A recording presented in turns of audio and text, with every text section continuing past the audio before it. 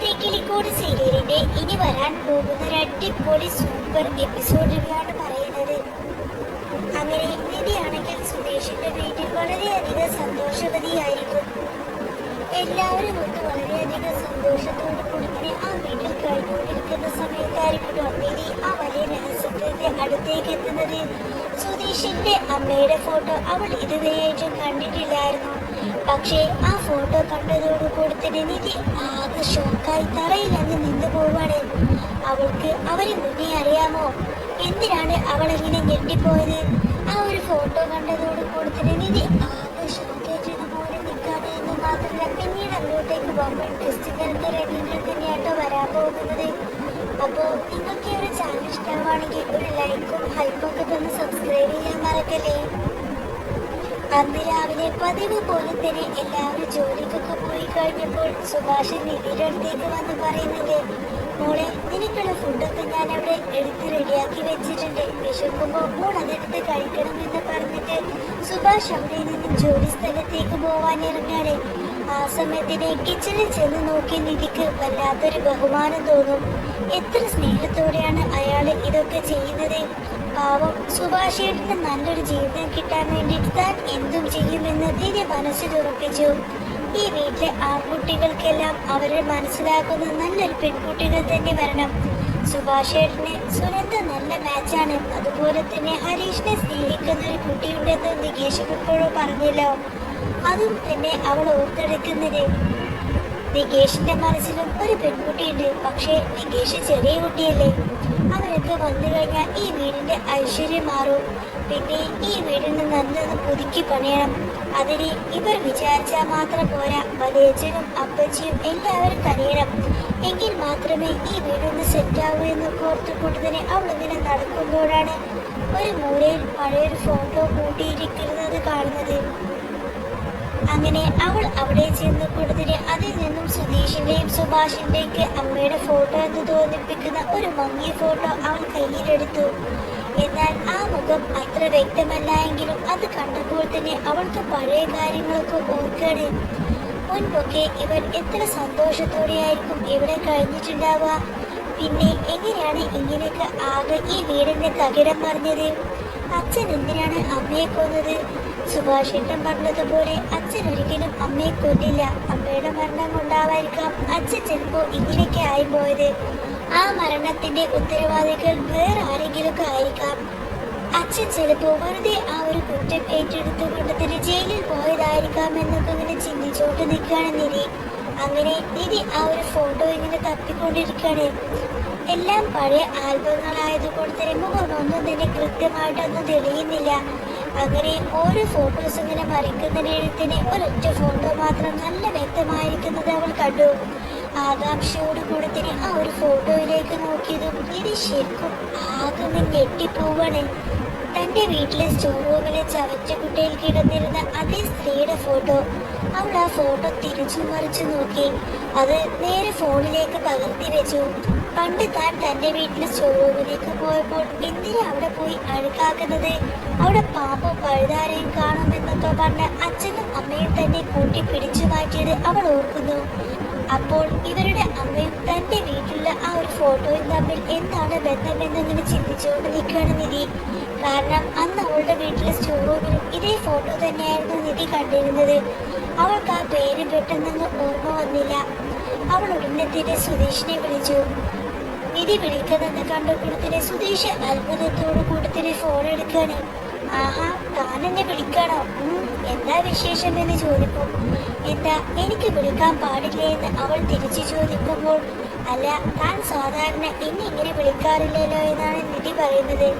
വല്ല അത്യാവശ്യമുണ്ടെങ്കിൽ മാത്രമേ വിളിക്കൂ എന്ന് പറയാണ്. ഞാൻ വെറുതെ വിളിച്ചതാ സുധീഷേട്ടാ. അല്ല സുധീഷേട്ടന്റെ അമ്മയുടെ പേരെന്തായിരുന്നു എന്ന് അവൾ ചോദിച്ചതോടുകൂടി തന്നെ സുധീഷ് ഒന്ന് പതച്ചുപോയി. എന്തിനാ ഇപ്പൊ അമ്മയുടെ പേരൊക്കെ ചോദിക്കുന്നത് എന്ന് അവൻ തിരക്കിയപ്പോൾ, അല്ല ഇവിടെ തനിച്ച് ബോറടിച്ചിരുന്നപ്പോൾ ഞാനിങ്ങനെ ഓരോന്ന് ആലോചിക്കുമായിരുന്നു. അപ്പോൾ അമ്മയുടെ പേരറിയാൻ വേണ്ടിയിട്ട് എനിക്കൊരു കൊതി തോന്നിയെന്ന് അവൾ കള്ളം പറഞ്ഞു. ഓ, അത് ഞാൻ വരുമ്പോൾ പറഞ്ഞു തരാലോ എന്ന് സുധീഷ് പറഞ്ഞിട്ടും അവൾ നിർബന്ധിച്ച് ആ ഒരു പേര് ചോദിച്ചറിയാണ്. ആ പേര് കേട്ടതോടുകൂടി തന്നെ നിധിക്ക് കാര്യങ്ങളൊക്കെ ഏകദേശം പിടികിട്ടി. അവൾ നേരെ തന്റെ നാത്തൂൻ സാന്ദ്രയെ വിളിക്കുകയാണ്. സാന്ദ്രയെ വിളിച്ചുകൊണ്ട് നിധി ചോദിക്കുന്നുണ്ട്, സാന്ദ്രേച്ചി, നമ്മുടെ വീട്ടിലെ ആ പഴയ സ്റ്റോർ റൂമിൽ കുറെ അധികം പഴയ സാധനങ്ങളൊക്കെ കിടക്കുന്നതിന് ഒരു സ്ത്രീയുടെ ഫോട്ടോ കണ്ടിട്ടില്ലേ? അത് തന്നെയാണ് ഇവിടെ സുധീഷേട്ടന്റെ അമ്മയുടെ ഫോട്ടോയും. അവർ രണ്ടുപേരും ഒരാള് തന്നെയാണ്. എനിക്കത് ഉറപ്പാണ് ചേച്ചി. നമ്മുടെ അപ്പച്ചിയുടെ ഫോട്ടോ അല്ലായിരുന്നു അത് എന്ന് നിധി ചോദിക്കുമ്പോൾ സാന്ദ്ര ശരിക്കും അങ്ങ് അത്ഭുതപ്പെട്ടു പോയി. അതേ മോളെ, അത് നിന്റെ അപ്പച്ചി പണ്ട് ഇഷ്ടപ്പെട്ട ഒരാളുടെ കൂടെ ഇറങ്ങിപ്പോയതാണ്. അതുകൊണ്ട് വീട്ടുകാർക്കെല്ലാവർക്കും ഭയങ്കര ദേഷ്യമായിരുന്നു. അവര് പിന്നെ ആരും നോക്കിയിട്ടില്ല. ആ ദേഷ്യത്തിലാർക്കും ഫോട്ടോസ് പോലും തന്നെ അവരെല്ലാം ആ ഒരു ചവറ്റുകുട്ടയിലേക്ക് സ്റ്റോർ റൂമിലേക്ക് ഒന്ന് വലിച്ചു കളഞ്ഞത്. ഫോട്ടോസ് എല്ലാം തന്നെ അഴുകിയിട്ട് ഇപ്പോഴും ആ സ്റ്റോർ റൂമിൽ കാണാമെന്നൊക്കെ സാന്ദ്ര പറയണേ. ആ സത്യം തിരിച്ചറിഞ്ഞപ്പോൾ നിനക്ക് ശരിക്കും അത് വിശ്വസിക്കാനായില്ല. തന്റെ അപ്പച്ചിയാണ് സുധീഷേട്ടന്റെ അമ്മായെങ്കിൽ താൻ സുധീഷിന്റെ മുറപ്പെണ്ണല്ലേ. ദൈവം തന്നെ ഇവിടെ എത്തിച്ചത് വെറുതെ അല്ല എന്ന് അവൾക്ക് തോന്നി. അവൾ ആ ഫോട്ടോ സാന്ദ്രയുടെ ഫോണിലേക്ക് അയച്ചു കൊടുത്തു. സാന്ദ്ര അത് കണ്ട് ശരിയാണല്ലോ എന്ന് ഉറപ്പിക്കാണ്. അപ്പച്ചി മരിച്ചിട്ടും അവിടെ ആരും തന്നെ തിരിഞ്ഞു നോക്കാത്തത് എന്താണ് എന്ന് സാന്ദ്രക്ക് പോലും അറിഞ്ഞില്ല.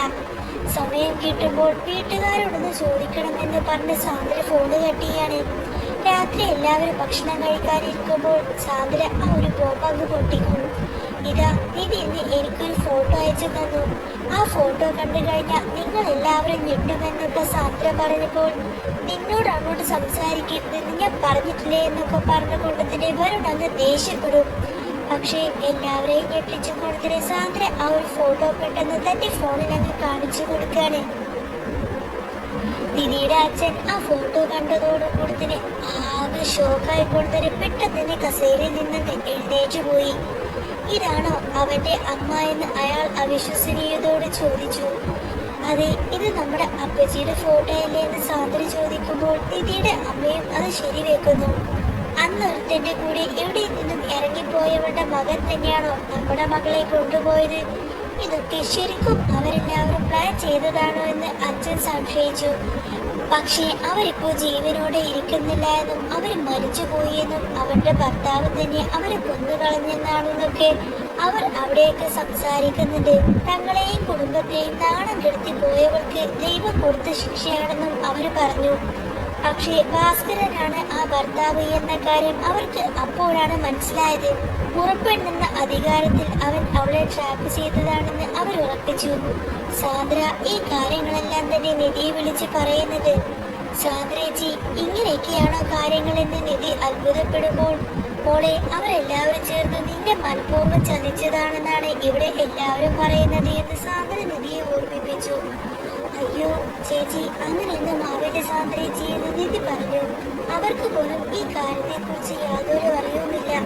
ഞാനാണ് ഈ ഫോട്ടോ കണ്ടത് എന്ന് നിധി പറയുമ്പോഴും സാന്ദ്ര അതൊന്നും നിധി വിശ്വസിക്കുന്നില്ല. നിധി ഫോണ് കട്ട് ചെയ്ത് അതിനെപ്പറ്റി തന്നെ ആലോചിച്ച് നിൽക്കുമ്പോഴായിരിക്കും സുഭാഷ് പണിയെല്ലാം കഴിഞ്ഞ് വീട്ടിലേക്ക് കയറി വരുന്നത്. എന്താ മോളെ, അമ്മയുടെ ഫോട്ടോയിൽ നോക്കിയിട്ട് ഇവിടെ തന്നെ നിൽക്കുകയാണെന്ന് സുഭാഷേട്ടൻ ചോദിക്കുമ്പോൾ, അമ്മയുടെ നാട് എവിടെയാണെന്ന് സുഭാഷേട്ടന് അറിയാമോ എന്ന് ചോദിക്കാണ് നിധി. തനിക്ക് അതിനെ പറ്റിയിട്ട് ഒന്നും അറിയില്ല എന്നും അച്ഛൻ അതിനെപ്പറ്റി ഒന്നും തന്നോട് പറഞ്ഞിട്ടില്ല എന്നും സുഭാഷ് പറയാണ്. അമ്മ വീട്ടുകാരെ എതിർത്ത് കൊടുത്തിന് അമ്മ അച്ഛന്റെ കൂടെ വന്നതാണെന്നും സുഭാഷ് പറഞ്ഞു. അമ്മയുടെ ആളുകളെ കുറിച്ച് അന്വേഷിക്കണ്ടേന്ന് നിധി ചോദിക്കുമ്പോൾ നിധിക്ക് എന്തോ അറിയാമെന്ന് സുഭാഷിന് സംശയം തോന്നി. നീ എന്താ സ്റ്റോർ റൂമിൽ പോയിട്ട് പഴയ ഫോട്ടോസൊക്കെ എടുത്തത് എന്ന് ചോദിക്കുമ്പോൾ, വെറുതെ പൊടി പിടിച്ച് കിടക്കല്ലേ, ഒന്ന് ക്ലീൻ ചെയ്ത് വെക്കാമെന്ന് വിചാരിച്ച് എടുത്തതാണെന്നൊക്കെ അവൾ മറുപടി നൽകി. അപ്പോ വീണ്ടും സാന്ദ്രയുടെ കോൾ നിധിയുടെ ഫോണിലേക്ക് വരികയാണ്. നിധി സാന്ദ്രയോട് സംസാരിക്കുന്ന ആ ഒരു കാര്യം കേട്ടുകൊണ്ട് തന്നെ സുഭാഷിന്റെ കാര്യങ്ങളെല്ലാം തന്നെ മനസ്സിലായി. സുഭാഷ് ഏട്ടാ, നിങ്ങളുടെ അമ്മ എന്റെ അപ്പച്ചിയാണ്, എന്റെ അച്ഛന്റെ പേക്കൾ എന്ന് പറഞ്ഞ് അവൾ വെളിപ്പെടുത്തുമ്പോൾ സുഭാഷ് ശരിക്കും ആകെ ഞെട്ടിപ്പോവാണ്. നികേഷ് അങ്ങോട്ടേക്ക് ഓടി വന്നു. അപ്പോ ചേച്ചി എന്റെ മുറപ്പെണ്ണാണല്ലേ എന്നൊക്കെ ചോദിച്ചു കൊടുത്തിട്ട് നികേഷ് കളിയാക്കാണ്. നിധിയുടെ ഉള്ളിലും അന്നേരം സുധീഷിനോടുള്ള ഒരു ഇഷ്ടം കൂടി വരുന്നുണ്ടായിരുന്നു. ആ ഒരു സത്യം പുറത്തു വന്നതോടുകൂടി തന്നെ നിധിയുടെയും സുധീഷിന്റെയും ജീവിതം പുതിയൊരു വഴിത്തിലേക്ക് കടക്കുകയാണ്. തന്റെ അപ്പച്ചിയുടെ മകനെയാണ് താൻ ഇത്രയും കാലം വെറുതിരുന്നത് എന്ന് ഓർക്കുമ്പോൾ നിധിയുടെ ഉള്ളിൽ വല്ലാത്തൊരു കുറ്റബോധം നിറഞ്ഞു. സുധീഷിന്റെ പരിക്കൻ പെരുമാറ്റത്തിന് പിന്നിൽ അമ്മ നഷ്ടപ്പെട്ട ഒരു മകന്റെ വേദനയും സ്വന്തം കുടുംബം തങ്ങളെ തള്ളിപ്പറയുന്നതിലുള്ള വാശിയുമായിരുന്നു എന്ന് അവൾക്ക് മനസ്സിലായി. പിന്നെ ഭാസ്കരൻ ജയിലിൽ നിന്നും തിരിച്ചെത്തുന്ന ദിവസം തന്നെ വീട്ടിൽ വലിയൊരു സന്തോഷം തന്നെ നടന്നിരുന്നു. തന്റെ ഭാര്യയുടെ വീട്ടുകാർ ഇപ്പോഴും തന്നെ ഒരു കൊലപാതകയായി കാണുന്നതിൽ അയാൾക്ക് വലിയ വിഷമമുണ്ട്. എന്നാൽ ഇത് ഇഷ്ടപ്പെട്ട് രണ്ട് കുടുംബങ്ങളെയും ഒന്നിപ്പിക്കാൻ ശ്രമിച്ചു. അപ്പച്ചി മരിച്ചതൊരിക്കലും അച്ഛൻ കൊന്നിട്ടില്ല, അത് വിധിയായിരുന്നു എന്ന് സുഭാഷേട്ടൻ കണ്ണീരോടുകൂടി തന്നെ വിധിയുടെ അച്ഛനോട് പറയുമ്പോൾ വർഷങ്ങളായി കെട്ടിക്കിടക്കുന്ന ആ ഒരു പകയുടെ മഞ്ഞുരുകാൻ തുടങ്ങി. സുധീഷ് തന്റെ സ്നേഹം പ്രകടിപ്പിക്കാൻ അറിയാത്ത ആളാണെങ്കിലും നിധി തന്റെ മുറപ്പെണ്ണാണെന്ന് അറിഞ്ഞ നിമിഷം മുതൽ അവന്റെ കണ്ണുകളിൽ ഒരു പ്രത്യേക തിളക്കം വന്നിരുന്നു. താൻ അവളെ വിവാഹം കഴിച്ചത് വെറും ഒരു വാശിപ്പുറത്തല്ല, മറിച്ച് തന്റെ അമ്മയുടെ കുടുംബവുമായി ചേരാനുള്ള ഒരു നിയോഗമായിരുന്നു എന്ന് അവൻ മനസ്സിൽ ഉറപ്പിച്ചു. അങ്ങനെ നിധിയുടെ അച്ഛനും ഭാസ്കരനും വർഷങ്ങൾക്ക് ശേഷം കണ്ടുപിടിച്ച് അവർ രണ്ടുപേരും കെട്ടിപ്പിടിച്ച് കരയുന്നതോടുകൂടി തന്നെ ആ ഒരു പഴയ ശത്രുത അവിടെ അവസാനിക്കാണ്. അന്നേരം നികേഷ് കുസൃതിയോടുകൂടെ തന്നെ പറയുന്നുണ്ട്, അപ്പോ ഇനി എനിക്ക് മുറപ്പെണ്ണെ എന്ന് വിളിക്കാമല്ലോ എന്ന് പറഞ്ഞ് നികേഷ് നിധിയെ കളിയാക്കുമ്പോൾ ആ വീട്ടിൽ പഴയ ചിരിയും സന്തോഷവും എല്ലാം തന്നെ തിരിച്ചെത്തി. നിധിയുടെ മനസ്സിൽ സുധീഷിനോട് ചെറിയൊരു ഇഷ്ടം തോന്നി തുടങ്ങിയതോടുകൂടി തന്നെ സുധീഷും നിധിയും ചേർന്ന് ആ ഒരു പഴയ വീട് പുതുക്കി പണിയാൻ തന്നെ തീരുമാനിച്ചു. അപ്പച്ചിയുടെ ഫോട്ടോക്ക് മുന്നിൽ അവർ ഒരുമിച്ച് വിളക്ക് കൊളുത്തുന്നതോടുകൂടി തന്നെ പിന്നീട് അങ്ങോട്ടേക്ക് മനോഹരമായ സൂപ്പർ രംഗങ്ങളാണ് വരാൻ പോകുന്നത്.